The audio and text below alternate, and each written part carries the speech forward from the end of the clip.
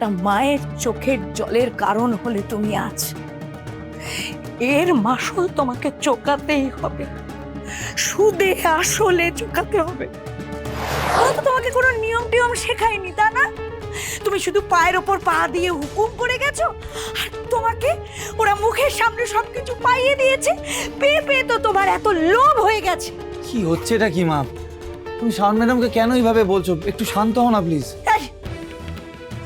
আমাকে শান্ত করার আগে না এই মেয়েটাকে সবক শেখা। এই মেয়েটা তো নিজের বাড়ি থেকে কোনো ভালো শিক্ষা পেয়ে আসেনি, শুধু কেড়ে নিতে শিখেছে। জেদ করে আমাদের কাছ থেকে যেমন তোকে কেড়ে নিয়েছে।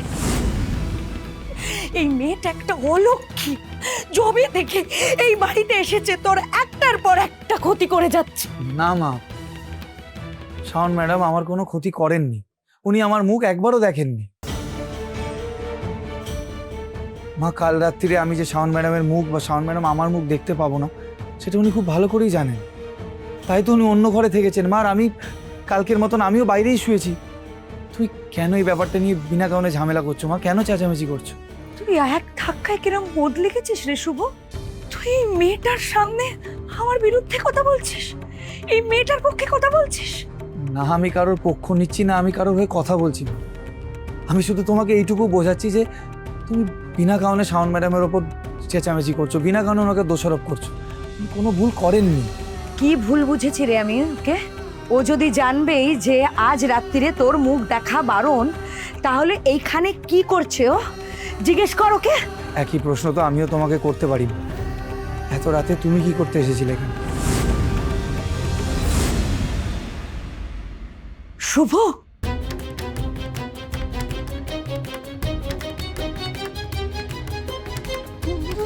মুখ সামলে কথা বল আমার সাথে।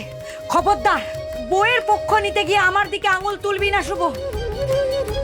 আঙুল তুলছি না মা, আমি শুধু তোমাকে বোঝাচ্ছি। তুমি যেই কারণে বাইরে এসেছো, হয়তো শাওন ম্যাডামও সেই কারণেই বাইরে এসেছেন। আর তাছাড়া তুমি তো বলেই দিয়েছো যে তুমি এই বিয়ে মানো না। তাহলে এইসব কাল রাত্রির নিয়ম নিয়ে এত মাতামাতি কেন করছো? মাতামাতি আমি করছি না রে শুভ, তুই এই মেয়েটাকে নিয়ে মাতামাতি করছিস। আমাদের কাউকে কিছু না বলে আমাদের মাথার উপর এই মেয়েটাকে চাপিয়ে দিয়েছিস। ওকে যে এখান থেকে দূরে পাঠিয়ে দেব, সেই রাস্তাও তুই বন্ধ করে দিয়েছিস। এই বিয়েটা না মানলেও না আমি বাধ্য হচ্ছি এই সংসারের, এই পরিবারের মঙ্গলের জন্যে এই নিয়মগুলো মানতে। তাই আমি চাই না এই মেয়ের জন্যে এই পরিবারে আরো কোনো বড় বিপদ নামুক। কোনো বিপদ আসবে না মা। শাওন ম্যাডামের জন্য আমাদের পরিবারের কোনো বিপদ হবে না, আমি তোমাকে আশ্বস্ত করছি। রাখ তোর মিথ্যে আশ্বাস। তোর মুখে কোনো স্তোত বাক্য আমি শুনতে চাই না। তোকে তোমার আপাত মস্তক অচেনা লাগছে রে শুভ। যে সন্তানকে আমি 9 মাস পেটে ধরেছি, সেই সন্তান আজকে আমার বিরুদ্ধে কথা বলছে একটা বাইরের মেয়ের জন্য। এটাই চেয়েছিলে না তুমি? আমার সংসারে আগুন লাগাতে চেয়েছিলে। মুখে তুমি যতই না বলো শাওন, একটা মায়ের চোখের জলের কারণ হলে তুমি আজ।